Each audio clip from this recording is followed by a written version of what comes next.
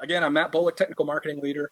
Been at Cisco way longer than I care to admit. So focusing a little bit more on industrial routing, IoT routing. And, as I said earlier, all of our products within the IoT portfolio are really extensions of the enterprise portfolio that you're all familiar with in carpeted spaces. It's definitely true. Definitely true with our routers. One of the things we actually just did about 2 months ago was completely revamp our industrial routing portfolio, and that's specifically what we're talking about here. Taking this common approach, this common architecture that you see with SD-WAN and enterprise routing, Catalyst 8300 series, and really bringing them into mission-specific use cases. So what we're really talking about here is, you've got the Cisco network at headquarters. You've got the nice carpeted, easygoing spaces that are indoor, nice fans, air-conditioned spaces, routers. But then you've got a lot of different use cases that are kind of mission critical that need to be connected.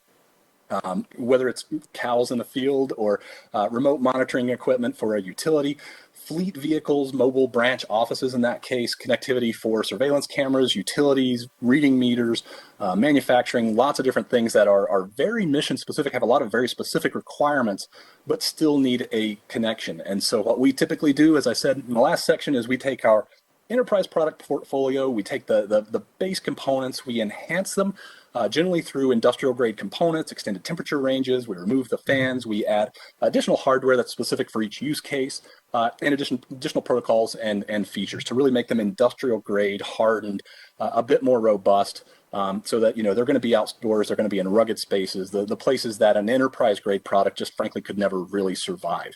But we're still trying to keep the same look and feel, the same technology under the hood. So iOS XE everywhere, SD-WAN, full support for familiar tools. If you've got a configuration that works in your enterprise space, it really should just be easy and intuitive to extend that technology, to extend all of that learning, all that education you've spent with your IT group into a rugged space, an outdoor space, a mobile space, fairly seamlessly. And that's why we support all of the same IT managed tools, SD-WAN, DNA Center, all of that great stuff. But we do also have specific mission-based operations technologies, OT management tools, like IoT Operations Dashboard, Field Network Director. Again, I'll point you guys to dcloud.cisco.com. We really don't have enough time to go into these in a whole lot of detail, but these are just like we have mission-specific and customized hardware. On the IoT side, we have mission-specific and customized software and management tools that really address specific needs and specific requirements in OT environments. So we've got lots of demos in dCloud as well to really give you a direct hands-on kind of experience with those tools. The complete portfolio, this is basically what we launched 2 months ago. And this is kind of unheard of, especially in the IoT space, to have this big of a product refresh, this big of a portfolio refresh. So the 4 products on the left here, we'll go through those. Those are all iOS XE based products. If you're familiar with Cisco ISRs, ISR 4000s, ISR 1000s, the Catalyst 8300s, I'm an ISR guy, so I have a hard time calling them Catalyst 8300s. Don't hold that against me. I still call them ISRs. There is a whole lot of commonality between those products, between those routers, and the 4 that you see here on the left. The 2 on the right are our new industrial gateway products. They don't run iOS XE. They're kind of customized for specific use cases. I'll talk a little bit more about those in a second. And then we'll have a little bit of a show and tell once we get through this, just kind of hitting some of the highlights. So the first is the Catalyst IR 1101. Now, if you're familiar with the IoT portfolio from Cisco, you know that the IR 1101 has been around for about 2 years. It's not new. It was our first SD-WAN iOS XE router in the IoT portfolio. It's included as part of this launch because it really is the same architecture as everything else we have here. And it's also getting rebranded to have that Catalyst name. So the 1101 is a DIN rail router. It's designed to fit into roadside connectivities, wiring closets, to fit into cabinets in manufacturing floors, low voltage substations for utilities, ATMs, remote kiosks, those types of environments. Really designed to be just your basic DIN rail router. You can see here that we have the same pluggable interface modules, the same PIM modules that you see on the enterprise portfolio. That's great because that means we support exactly the same LTE, exactly the same 5G at the same time that the enterprise folks do. We don't have to build new modules for the most part. And you get that kind of ubiquitously across the board.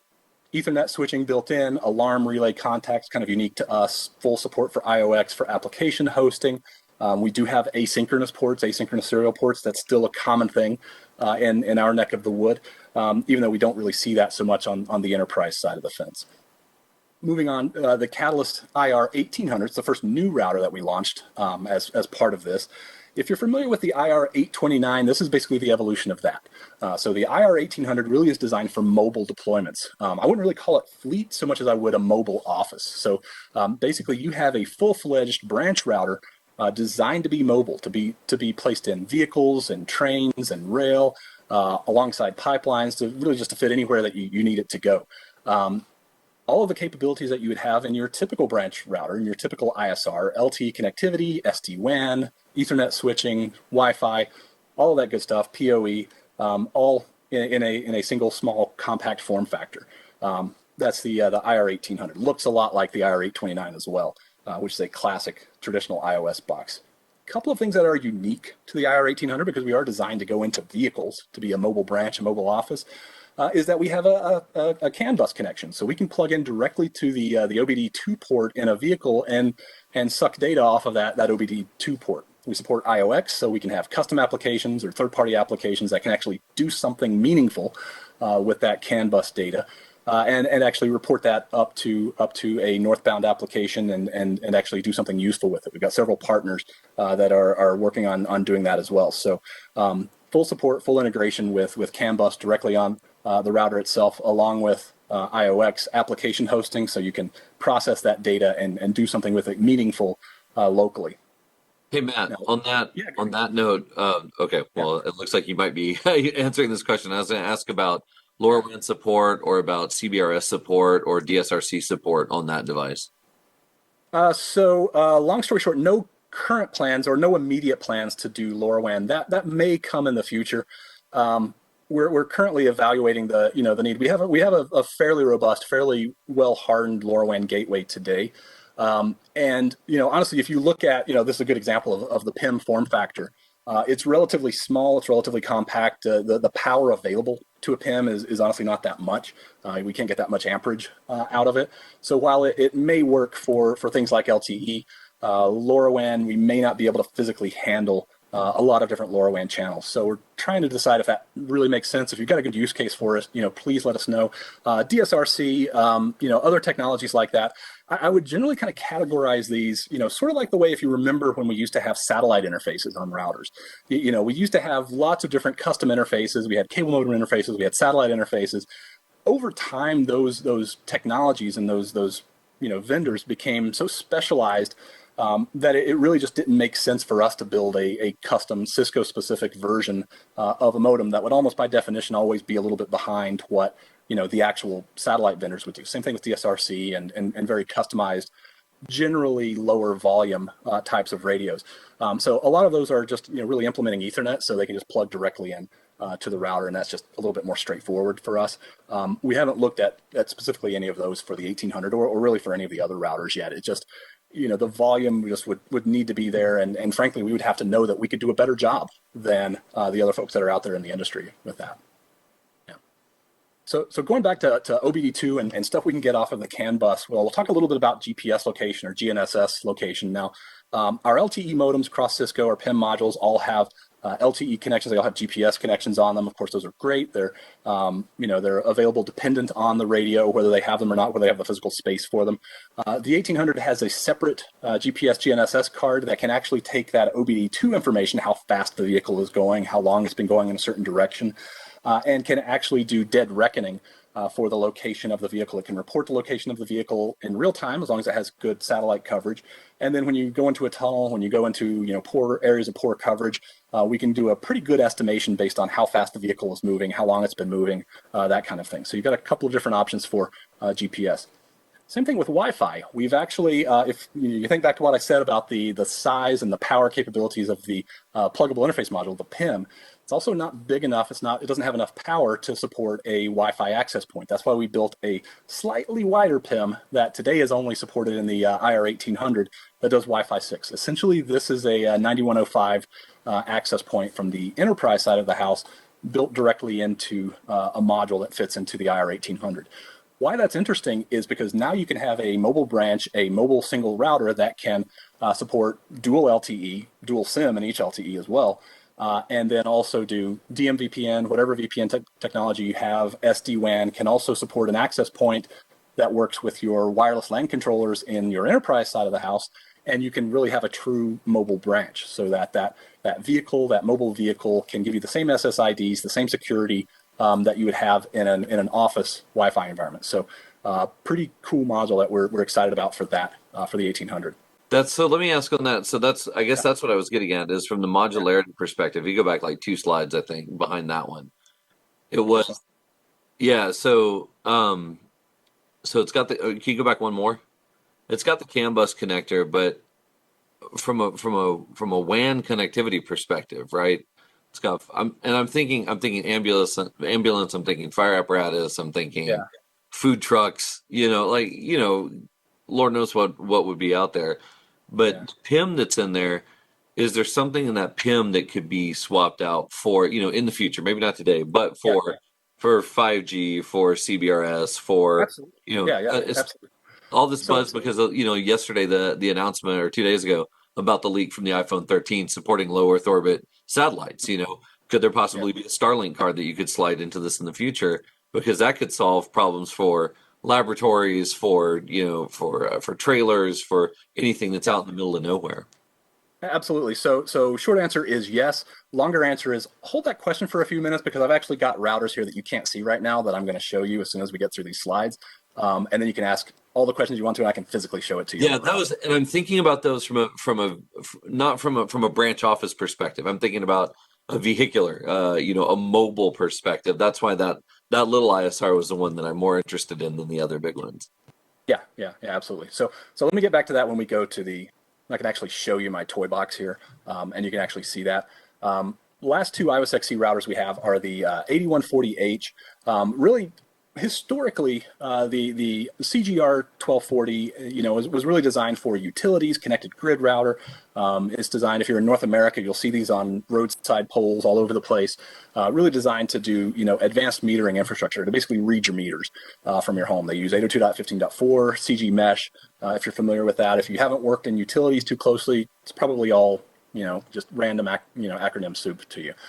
The IR8100 takes that a little bit further. So of course we do still support 802.15.4, CG Mesh, YSUN, but we're also looking to move into connected communities, really a light pole or a pole mounted or a wall mounted router that has everything you'd need in one box. Oil and gas substations, remote locations, connected cities, fully IP67 rated. It's designed to not need an enclosure. It is its own enclosure, has its own battery backup. So if you do lose utility power, you can actually keep online, you can stay online, you can keep connected, so that you can troubleshoot why the power went out. We can provide PoE to other cameras, to other access points, to other radios locally mounted on the pole. FirstNet certification, full LTE certification, full support for the same pluggable interface modules we've been talking about. So we'll talk about those when we can get to that. And of course, SD-WAN support, all of the other 9 yards, because this is the same architecture, just in a different form factor, really designed to be external, to be outdoors, to be in a rugged environment. Can you power it via UPoE? You cannot power this via UPoE. No. This is AC only. So no DC. So I can't DC. I can't put this on a streetlight pole and tap into the power from a streetlight then. Well, your streetlight pole should have AC on it in most Depends. locations. But yeah. Long story short, this is designed to be AC powered on a utility pole, on a wall somewhere, wide-ranging power supply. So yeah, it can actually provide DC out or PoE out if you do have another device locally that needs to be powered. So that's an option. But for actually powering the router, no, we don't support DC in or PoE in. Yeah, sorry, this is way too power hungry for that. You'll see couple radios in there. I got you. yeah, a couple radios. The last but not least, as an old ISR guy, the IR8300 is one that I get really excited about, because this is kind of, I don't want to say this too much with the enterprise guys around, but this is the ISR that the ISR's always wanted to be. Really designed for utility substations, oil and gas, transportation. This is your rugged 19-inch, go anywhere, any temperature range type of device. It supports network interface modules, NIM cards. Traditionally, that's T1, E1, async serial. We still see that a lot, especially in utility environments. And then, of course, 2 pluggable interface modules, 2 PIMs. So again, we can have 2 LTE modules, two 5G modules, satellite synchronized timing. So we have a very precise, very highly reliable timing module up there on the top.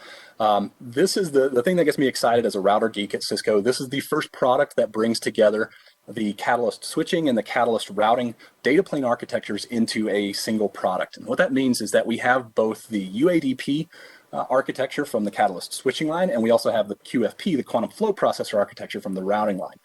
So this is the first place that we're bringing those two into the same product, the same CLI, the same management tools to give you really the best of both worlds. So we have a 12-port Ethernet switch, dual PHY, SFP, fiber, or copper. We have Ethernet WAN, and then of course we have PIM and LTE as well. And then finally, of course, no fans, extended temperature ranges. Everything you would want in a rugged, utility-focused router. Is LTE on there? Is that an LTE like for a continuity perspective, like a failover to LTE? Is that type of routing supported in there for like a multi-WAN architecture? Yeah, absolutely. Yeah, absolutely. So with SD-WAN, you can have a single or dual LTEs there. You can use them simultaneously. You can use it your traditional routing architecture. You can have a hot standby, a cold standby, or SD-WAN where you're using all WAN ports at the same time. So you can have a primary Ethernet fiber typically connected location, or T1 depending on your location, and then of course you can have LTE either as backup, or depending on the application it could be primary. We really don't care. It's just a WAN circuit into the router.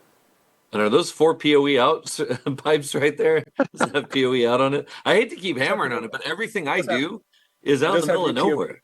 It does do UPoE up to 60 watts, so not a ton of UPoE, not a ton of PoE. I'll take one PoE port. It's all right. and generally the use case of that, if you're in a remote substation or remote pumping station, you need an IP phone. You need something basic like that. You need an access point. So that was kind of our goal, to give you that base level of capability there. Hey, Matt, I got to throw an uncomfortable question at you. Okay.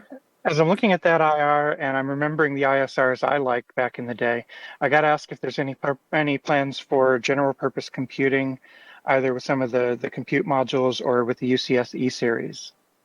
So UCSE won't physically fit into this. UCSEs are SM modules, and it's something that we have talked about. To be totally honest with you, we have talked about general purpose compute modules in this form factor. The problem that we really run into, honestly, is size. I mean, if you remember, we used to have a UCSE that was in a NIM form factor, the UCSE 140, I think it was. That was never very popular because it was really underpowered. We just physically couldn't power and cool a module in that form factor that had any kind of meaningful compute. What we do have in the 8300 and really in all of these IOSXE routers is IOX. So we can host Docker containers, we can do hosted applications using some of the additional cores from the in this case the CPU inside of the router that we can carve off for doing application hosting. That seems to be the really sweet spot for our particular use cases in IoT. If you need to do some sort of analytics locally, you need to do some sort of CANbus integration, you need to do something like that. Run it locally on the router itself. Building a general purpose compute module in this type of environment has all kinds of hurdles: temperature, vibration, the ability to power it. It's really a cascading problem. I mean, you can imagine with a UADP, a QFP in here, there's a lot of stuff in here to cool. There's no fans. I'll show it when we get to the live table here. This entire chassis is one great big machined piece of aluminum. It's a giant heat sink. Cooling an additional compute module on top of that, really, really difficult. We could in theory build a double wide NIM module to fit in there. That would give us a little more real estate, a little more power. Really difficult to cool, and we'd have to really make sure that the capabilities you would get in that module would really be worth it. So that's a long way of answering a question. That wasn't a difficult question at all. Try it again. Yeah, you can have more difficult questions than that. Come on. Have you had any partners that are in the IP camera space talk to you about integrating into this platform for facial recognition, LPR, and similar edge analysis of the video feeds? Yeah, absolutely. Not this particular platform. That's we've seen that a little bit more on the IR 1101, and even on some of the earlier IRs where they all supported IOX for doing some basic video analytics, some basic analytics based on traffic going through the network. Just because an IR 1101, that type of router is designed to be at transportation hubs, at intersections, that type of thing. It's well positioned for that. The 8300 is going to be in a utility substation. You probably got plenty of rack space. You could in effect put a hardened server there next to it. We might do some some basic applications on here with IOX, but when you're looking at something that has as much throughput as this, we're roughly in the 2 gigabits per second of IPsec throughput. You're probably going to want a little more compute powers. Not to say that there won't be folks, but not specifically on this platform. On others, like the 1101, yes, absolutely. Okay, last products here, the IoT gateways. These are not iOS XE based platforms at all. So these run their own custom operating system. They're designed to be completely managed through the cloud, through IoT operations dashboard. They're designed to be plug and play, really scalable, Cat 1 and Cat 4 LTE connected routers that really just connect to vending machines, charging stations, remote kiosks, basically devices that need a connection, some base level of connection. You're not going to be servicing a lot of Wi-Fi clients with this. You're not going to be, you may service some, but you're not going to be servicing a ton. Really low upfront cost, really plug and play. There's no console port on these. You just basically plug it into the network, IoT operations dashboard finds it, and then you're off to the races. Couple of different versions, hardened and non-hardened. Even the hardened version is really an extended temperature range. The indoor version, the white version here, is designed to be in like a drink machine in an indoor environment, whereas the hardened version will give you a little bit more temperature range in an outdoor kiosk, an EV charging station, something like that. So really designed to be mass scale, deployed en masse, and provide you basic level of connectivity, generally wired connectivity, although a couple of these do support Wi-Fi as well, and of course LTE on all of these, Cat 1 and Cat 4. So no future for 5G. This is a base level of connectivity for these guys. Okay. And another quick teaser here for IoT operations dashboard. That is the management tool for this, and really for all of these products if you're not in the enterprise SD-WAN, DNA center kind of space. Again, dcloud.cisco.com, we've got lots of demos of these products and more with IoT operations dashboard, really designed to be intuitive. It's very familiar if you're used to DNA center. It has a very similar look and feel and very common troubleshooting tools. So go check that out if you've got some time on dcloud.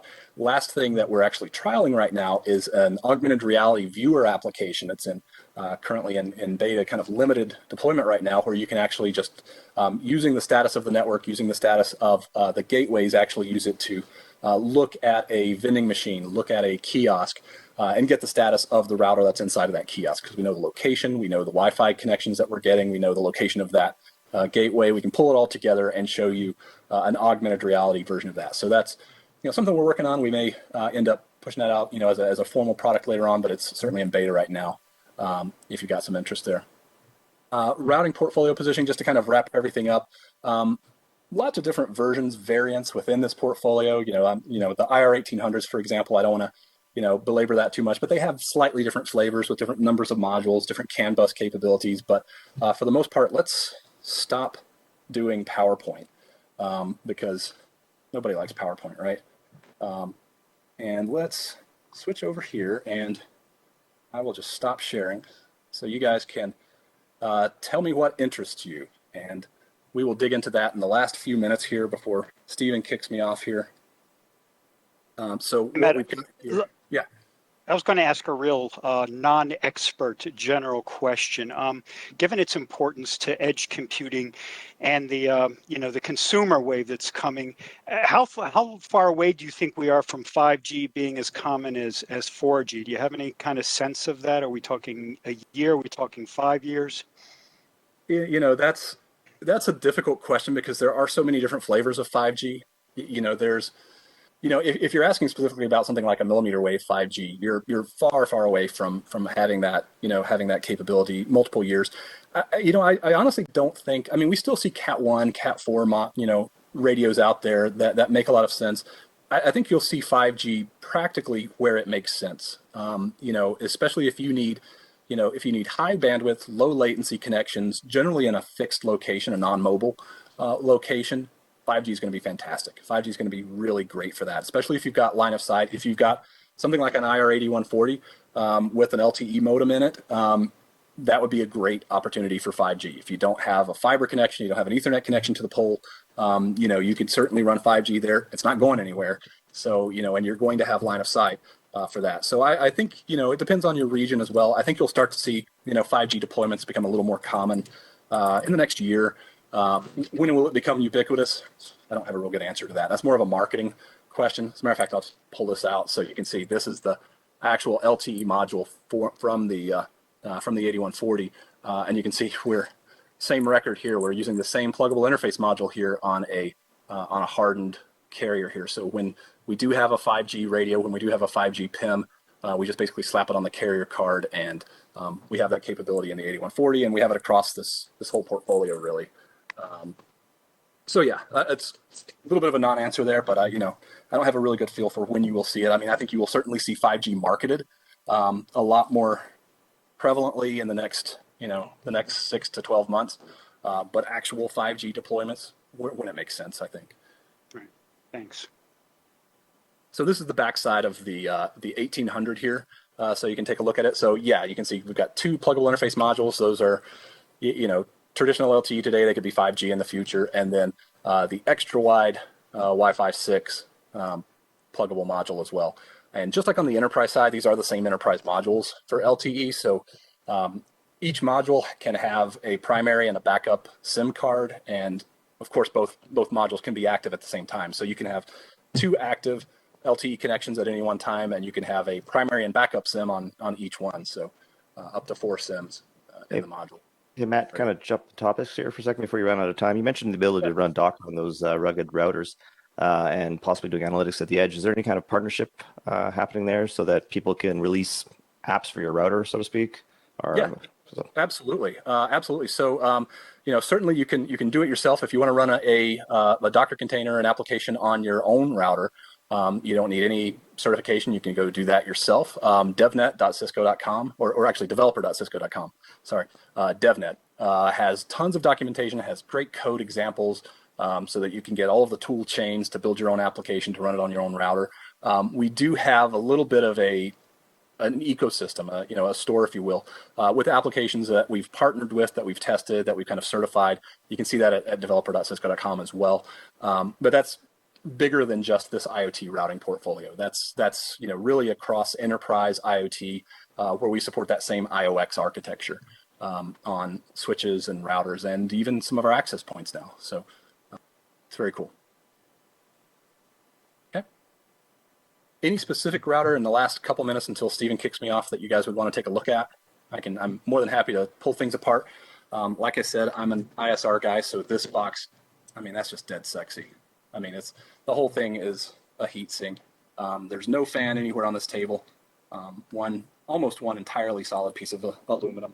I was going to ask about temperature rating on that, and first all about fanless cooling, and then the temperature rating on that one. How hot can that one get? -40 to +60 degrees Celsius, and there's a really humbling amount of engineering that goes into that, with getting all of the heat fins and everything built into it. This router has a heater inside of it. Specifically, if you're cold soaked, if you're in a remote northern climate and you're -40 degrees, the UATP ASIC, just as an example, lots of different components, really don't like operating at that cold temperature. So we have an internal heater just to warm it up to get it to the point that it can actually function. And once it's running, it generates enough heat that it can keep itself warm. So, those are all things we have to think about in the IoT world that, myself coming from the enterprise world, we never thought about that. We just put a fan in there or 4 fans and try to make things reliable. I'm thinking about solar panel deployments and solar farm deployments for those, and 60 is great.